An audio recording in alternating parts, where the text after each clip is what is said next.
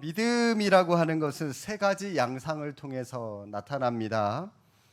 정리를 먼저 좀 본론부터 말씀을 드리면 하나님의 미쁘심을 신뢰하는 것이고요. 첫 번째죠. 두 번째는 미쁘신 하나님의 말씀을 수용하는 겁니다. 받아들이는 거고요. 세 번째, 하나님이 일하시는 것을 믿는 겁니다. 이게 믿음이에요. 믿음의 양상. 자, 구체적으로 보실까요? 먼저 믿음이라고 하는 것은 미쁘신 하나님을 신뢰하는 것이다라고 말씀을 드렸습니다. 자, 미쁘신 하나님, 미쁘다. 자, 미쁘다가 어떤 뜻인지 아시는 분? 미쁘다. 우리 찬양할 때도 많이 하죠. 미쁘신 나의 좋은 뭐죠? 예수. 예. 그런 것처럼 미쁘다. 무슨 뜻일까요? 예, 믿음직하다. 믿음직스럽다. 진실하다, 신실하다, 그런 의미가 미쁘다라고 하는 뜻입니다. 하나님은 변치 않고 진실하신 분이시다라고 하는 것이죠. 미쁘신 하나님. 자, 11절 말씀 보실까요? 믿음으로 사라 자신도 나이가 많아 단산하였으나 잉태할 수 있는 힘을 얻었으니 이는 약속하신 이를 미쁘신 줄 알았습니다. 자, 미쁘다라고 하는 말씀이 나오죠. 사라는 나이가 많아서 아이를 낳을 수 없음에도 불구하고 잉태할 수 있는 힘을 얻었다라고 말씀합니다. 그 이유가 뭡니까? 하나님이 미쁘신 하나님임을 알았기 때문입니다. 하나님은 거짓을 자기에게 얘기하지 않고 진실하신 믿을 만한 분이다, 그 하나님이다라고 하는 것을 사라가 알았기 때문입니다. 하나님은 약속의 하나님, 약속을 지키시는 하나님, 또 그 약속을 변치 않으시는 하나님이심을 사라가 믿었기 때문에 그 믿음이 사라에게 힘이 되었다는 겁니다. 우리가 믿음을 지키며 살아가는 이유가 무엇입니까? 마찬가지로 하나님은 미쁘신 하나님이심을 우리가 믿기 때문에 살아가는 거죠. 세상 사람은, 세상 권력은, 세상의 것은 내가 의존할 만한 것이 못 됩니다. 세상 사람들은 내가 가진 것이 있고 내가 많은 것을 누리고 내가 많은 권력을 힘이 있을 때는 내 곁에 있지만, 그러나 내가 가진 게 없고 힘이 약해지면 내 곁에서 떠나가게 되죠. 세상 이치입니다. 그러나 하나님은 변함없이 내가 있든 없든 권력을 누리든 없든 우리와 항상, 나와 항상 함께 하시는 분이시죠. 믿을 수 있는 분이시기 때문에 그런 하나님이 미쁘신 하나님이다라고 하는 겁니다. 두 번째로 여러분, 믿음이라고 하는 것은 하나님은 이처럼 신뢰할 수 있는 분이다라고 하는 것을 믿고 그 믿음이 내 마음으로만 머무는 것이 아니라 그 하나님의 말씀을 수용하는 겁니다. 받아들이는 거죠. 서로 신뢰하게 되면 상대방의 말이 진실하다고 믿게 되고요, 받아들이게 됩니다. 그런데 여러분, 신뢰가 형성되지 않으면 아무리 논리적이고 아무리 설득한다 할지라도 받아들이기가 어렵습니다. 여러분은 아무나 여러분에게 충고를 하고 조언을 하면은 아우, 나한테 그런 말씀 해주셔서 참 감사합니다 그러면서 누구의 말이든지 여과 없이 그냥 다 받아들이세요? 그러지 않잖아요, 그죠? 그래도 어느 정도 친분이 있고 평소에 관계가 가까운 사람이 여러분들에게 어떤 충고를 하거나 조언을 하면은 받아들이지. 생판 처음 보는 사람이 어떤 말을 하면 여러분 그대로 받아들이는 거 쉽지 않습니다. 어려운 일이죠. 마찬가지입니다. 사라도요, 하나님과의 신뢰를 바탕으로 형성된 관계가 있었기 때문에 이성으로는 쉽게 받아들일 수 없는 일이었음에도 불구하고 믿음으로 하나님의 이 약속의 말씀을 받아들일 수 있었다는 겁니다. 비록 나이가 많아 단산한 몸이었지만 아들을 주신다는 하나님의 약속을 수용할 수 있었다는 것이죠. 생각해 보십시오. 어떻게 여러분, 이 90세 된 할머니가 아이를 낳는단 말입니까? 말도 안 되죠, 그렇죠? 그러나 사라처럼 그것을 받아들이고 수용하는 것이 바로 이 믿음이라는 것입니다. 예수 그리스도를 구원자로 믿고 하나님을 창조주로 믿고 성령님을 보혜사로 믿는 사람들에게는 이런 것들이 충분히 받아들일 수 있는 일이라는 겁니다. 물론 여러분, 처음부터 사라가 아들을 갖게 될 것이다 라고 하는 이 약속의 말씀을 처음부터 수용한 건 아니에요. 처음에는 당연히 못 믿었죠. 불신앙으로 웃었습니다. 웃은 게 아니라 그냥 비웃었습니다. 그러나 하나님이 계속해서 그 언약이 확실하다 말씀을 하셨고요. 약속하신 말씀대로 사라에게 계속 권고하시니까 사라는 더 이상 거부하지 못하고, 하나님은 언약을 이루시는 분, 약속을 지키시는 분, 어쩔 수 없이 받아들이게 되는 것이죠. 그러자 그 말씀대로 고령의 나이였던 사라가 아들을 낳았습니다. 아들의 이름도 이삭, 웃음이라고 하는 뜻이죠. 이삭으로 짓게 되죠.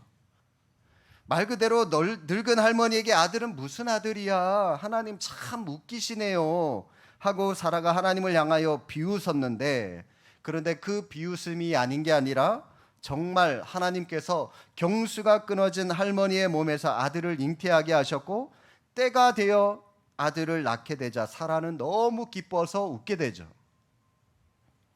하나님이 사라에게 진짜 웃음을 선물로 주신 것이죠. 자, 여러분, 무슨 말씀입니까? 하나님의 말씀과 하나님의 약속이 농담이 아니었다는 겁니다. 그것을 믿음으로 수용했더니, 농담 같은 말이었지만 수용했더니, 받아들였더니 기적이 일어났다는 겁니다. 이게 믿음입니다.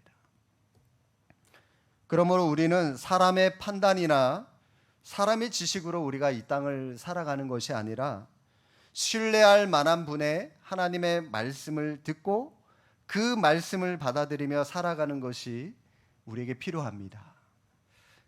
하나님이 좋다고 말씀하시면 그냥 좋다고 생각하고, 하나님이 나쁘다고 말씀하시면 나쁘다고 생각하면 되는 겁니다.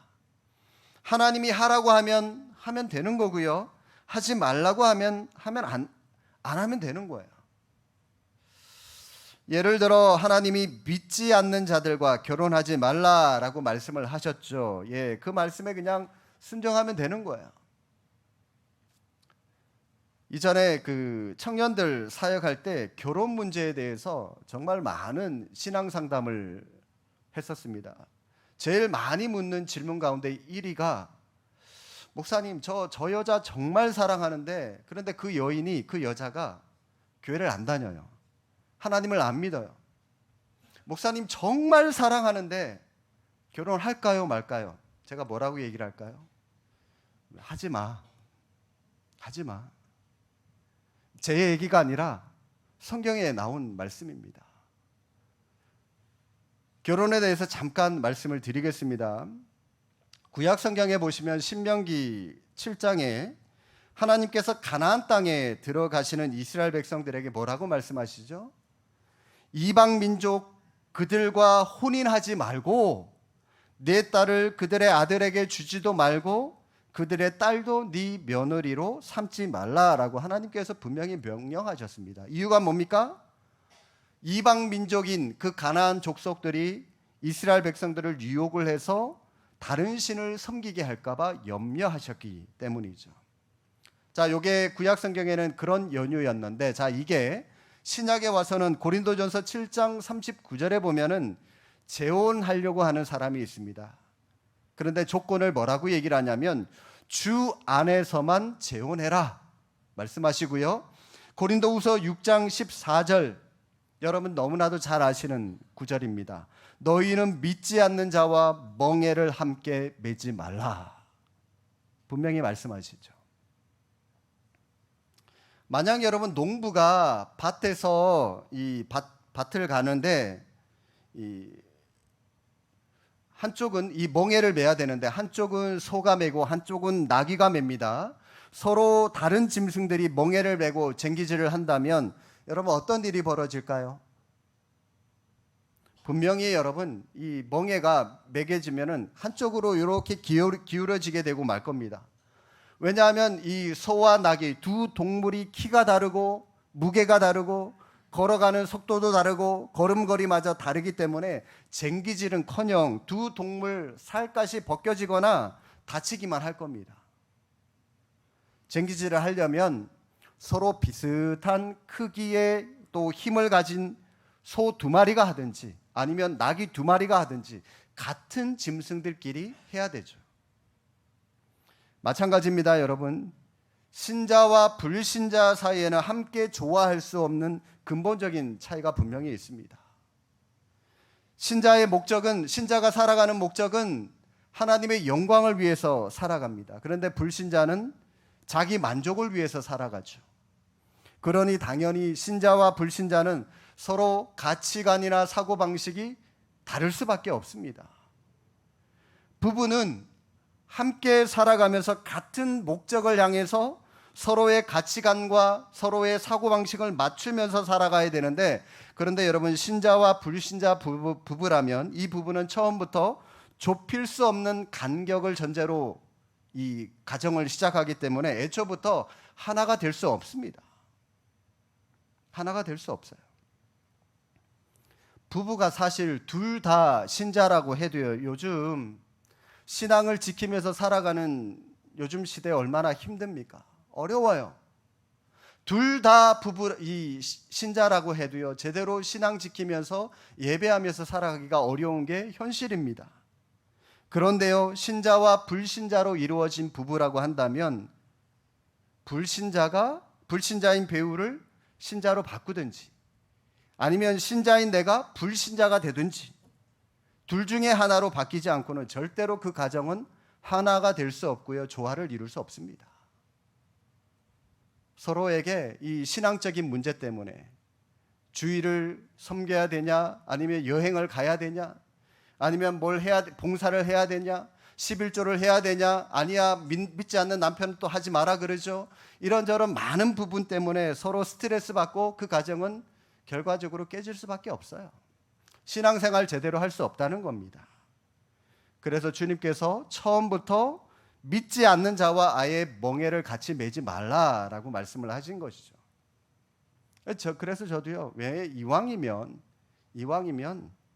너도 결혼하지 마. 교회 다니는 사람 만나.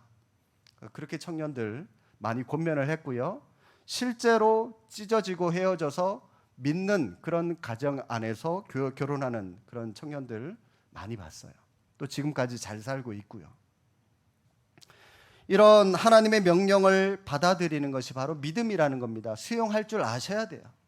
하나님의 말씀이기 때문에. 이삭을 보십시오. 이방 사람들과 결혼하지 말라는 하나님의 말씀에 순종해서 동족이 있는 먼 고향 땅에 하인을 보내서 배우자를 구하게 되죠. 내 판단이 아니라 하나님의 뜻에 맞춰 결혼하는 겁니다. 그것이 바로 이삭의 믿음이었습니다.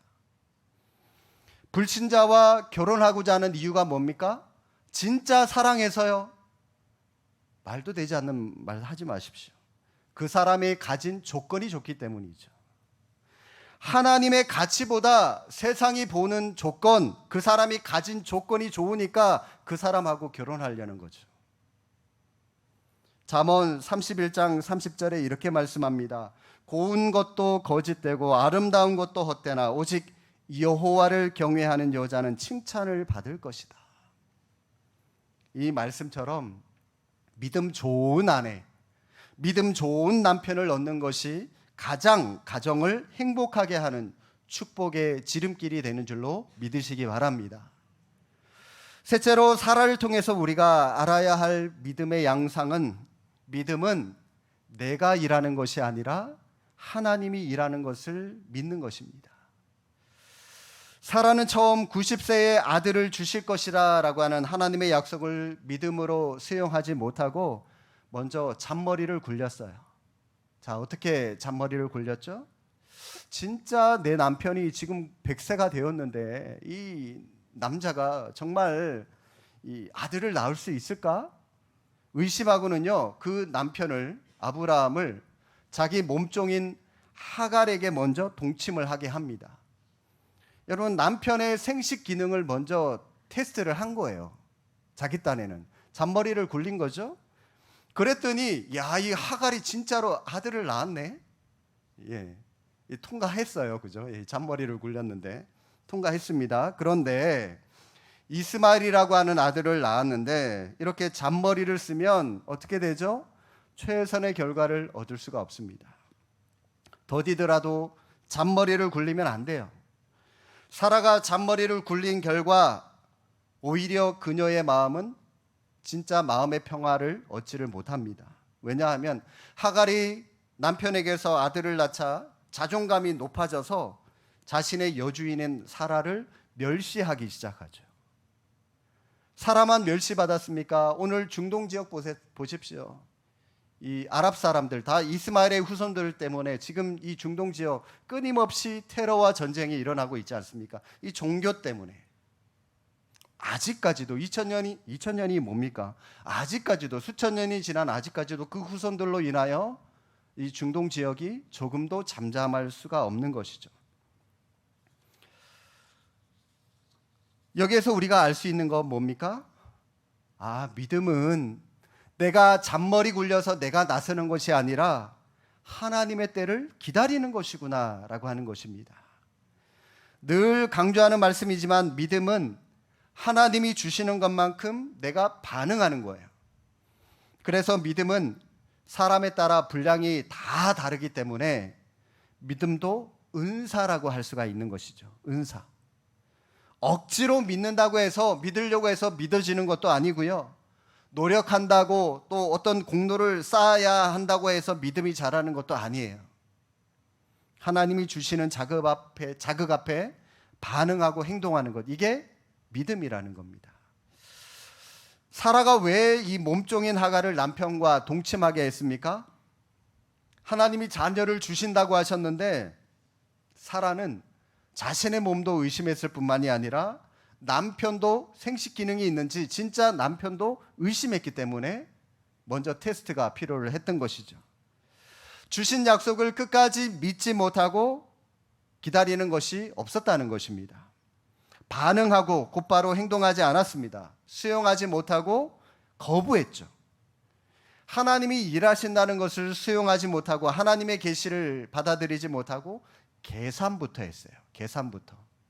남편의 생식 기능부터 먼저 테스트를 했다는 것이죠. 하나님은 우리에게 약속을 주시고 그것이 현실로 이루어지기까지 어느 정도 시간이 걸리게 하십니다. 약속과 현실을 곧바로 연결시켜 주시지 아니하시고 약간의 시간차가 있어요. 중간에. 왜 그렇게 하실까요? 약속이 현실로 이루어지는 그 시간 동안 하나님은 우리에게 믿음이 자라기를 원하시기 때문입니다. 인내를 배우게 하는 시간이라는 겁니다. 그래서 하나님이 일하신다는 것을 경험하기를 원하시기 때문에 약속을 주시고 나서 그 약속이 현실 속에 성취될 때까지 믿음으로, 인내로 기다려라 말씀하시는 것이죠. 하나님은 아브라함에게 하늘의 별처럼 많은 후손들을 주시겠다라고 분명히 약속을 하셨지만, 그러나 아브라함의 현실은 이 말씀대로 출발하지 못했습니다. 나그네로 출발했고 바닥 인생부터 시작을 했던 것이죠. 왜냐하면 믿음이 자라기를 원하셨기 때문입니다. 약속과 현실의 갭이 크면 클수록 여러분 믿음이 크게 자란다라고 보시면 됩니다. 어떤 기도하는 제목들이 있습니까? 그 기도 제목들이 빨리 이루어지지 않습니까? 막 10년, 20년째까지 여전히 기도하는 제목들이 있으신가요? 여러분 그만큼 더 열심히 기도하라고 하는 하나님의 사인으로 보시고 더 많이 기도하시고 믿음으로 붙잡으시기 바랍니다. 하나님은 요셉에게 너 13년만 고생하면 애굽의 총리가 될 거야 라고 그 말씀을 직접적으로 하신 적이 없으세요. 언제가 될지는 모르지만 믿으신 하나님을 끝까지 믿고 인내한 결과 요셉은 애굽의 국무총리가 될 수가 있었던 것이죠. 약속과 현실 사이에 반드시 시간차가 있기 때문에 우리는 이것을 믿음으로 이겨내야 하는 것입니다. 마귀는요, 우리로 하여금 집중하지 못하게 합니다. 산만하게 만들어버려요. 흔들리게 합니다. 자꾸 어떤 일이 생겨나게 하고 어떤 일에만 자꾸 신경을 쓰게 해서 분주하게 만들어버려요. 그래서 중요한 것을 붙드는 것이 아니라 급한 것부터 해결하도록 합니다. 여러분, 우리가 살아가는데 뭐가 중요하죠? 우선순위를 잘 설정하시기 바랍니다. 계획 없이 살아가도록 만들어 버리죠. 그러나 하나님은 우리가 목적을 따라서 우선순위의 삶을 따라서 차근차근 집중하며 살기를 원하십니다. 과거에 집착하며 살기를 바라지 아니하시고 미래가 현재에 이루어지는 것처럼 그 미래를 누리며 살아가기를 원하신다는 것이죠. 사랑하는 성도 여러분, 오늘 이 사라의 삶을 통하여 배울 수 있는 믿음의 가치 다시 한번 정리해 보실까요? 첫 번째, 믿음이라고 하는 것은 믿부신 하나님을 신뢰하는 것이고요. 둘째, 믿부신 하나님의 말씀을 수용하는 겁니다. 받아들이는 겁니다. 세 번째, 믿음이라고 하는 것은 내가 일하는 것이 아니라 하나님이 일하신다라고 하는 사실을 믿는 거죠. 이 믿음으로 하나님의 약속의 말씀이 우리의 현실 속에 이루어지는 것을 경험하면서 살아가는 우리 모두가 되시기를 주님의 이름으로 축복합니다. 기도하겠습니다.